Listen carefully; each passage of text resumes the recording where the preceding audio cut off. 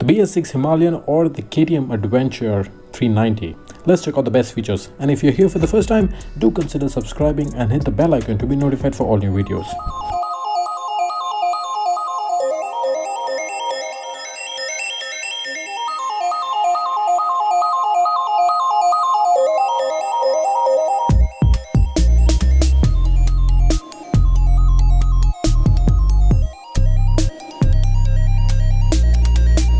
What's up YouTube, welcome to Complete Tech Review and welcome to another walk around shoot of the KTM 390 Adventure versus the Royal Enfield Himalayan.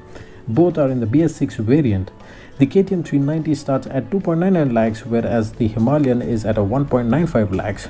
So there's a 1 lakh rupee difference, and where is that amount being spent, and also which one you have to pick if you're looking for an adventure motorcycle. Let's check out in this video. If you're looking for an engine which is more torquey and more powerful, then the 390 Adventure is the one for you, whereas the Himalayan is more of a laid back but a torquey engine.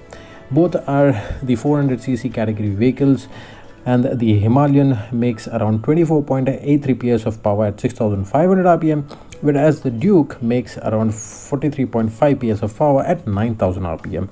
Both are mated to a slick gearbox, where the Himalayan gets a 5-speed gearbox, whereas the KTM Duke gets a slipper clutch assisted 6-speed transmission.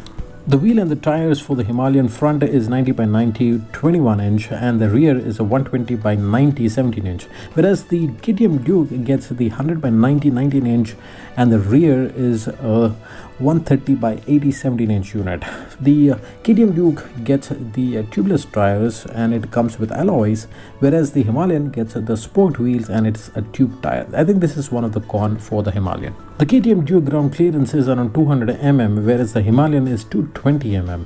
If you look at the height, the KTM Duke is 1400 mm, whereas the Himalayan is 1360 mm.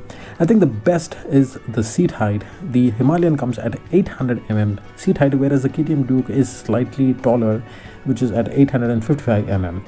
On the fuel tank capacity, the KTM Duke has a 14.5 liter fuel tank, whereas the Himalayan gets a 15 liter fuel tank. The fuel tank range is also really good.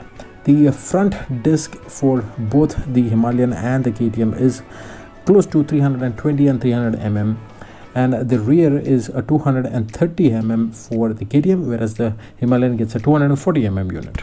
As mentioned earlier, both are having dual channel ABS and both are switchable. For the Himalayan, the rear wheel gets switched off if you're switching off the ABS, but the front wheel is still activated. The decision that you have to make for paying that extra 1 lakh is on the KTM 390 Adventure would be on the TFT console, which has a lot of information: the traction control, switchable ABS, the 6-speed transmission, and also the tubeless tires. However, if you're looking for an all-rounder bike which is do-it-all kind of a bike, then the Himalayan would not be a bad choice, because it has a lot of the same performance and also the adventure touring capabilities, and for a lesser price. I hope you enjoyed the video. If you do so, please like and subscribe to my channel. This is Kevin signing off. See you in the next one. Bye bye.